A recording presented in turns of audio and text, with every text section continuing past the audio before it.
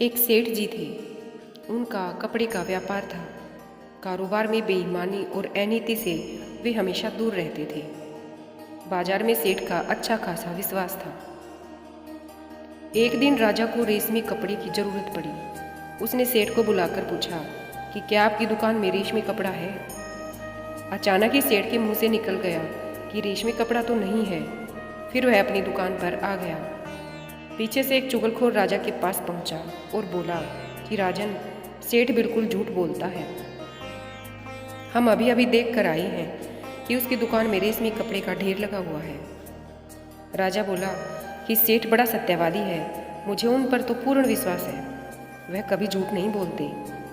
चुगलखोर बोला कि आप हमारे साथ सेठ की दुकान पर पधारें, आपको पता लग जाएगा कि हम झूठे हैं या सेठ। राजा बोला कि ठीक है, कल सुबह चलेंगे। इधर सेठ के चेहरे पर उदासी छा गई।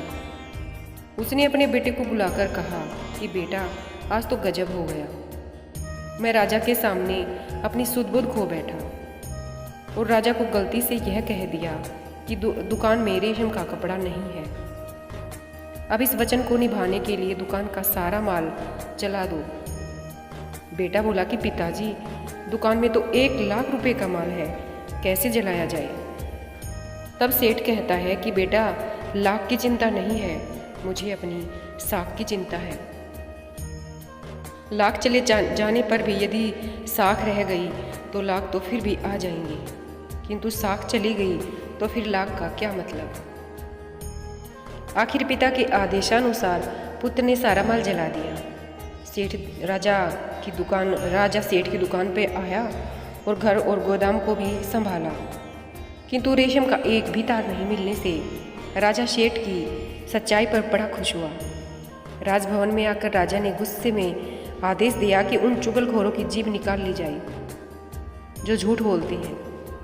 सेठ को इस आदेश का पता लगते ही वह दौड़ा दौड़ा राजा के पास आया और हाथ जोड़कर बोला कि चुगलखोर झूठा नहीं है, सच्चा है महाराज।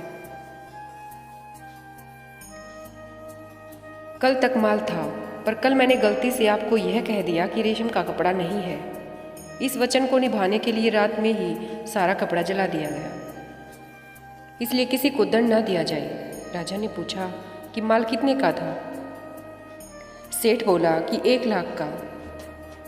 राजा ने सेठ की नेक नीति पर खुश होकर उसी समय सेठ को 1,00,000 रुपए दे दिए। सेठ ने घर जाकर बेटे से कहा कि बेटा, साख रखने से लाख वापस हो गई, पर साख चली जाती तो लाख का क्या मतलब होता। धन्यवाद दोस्तों।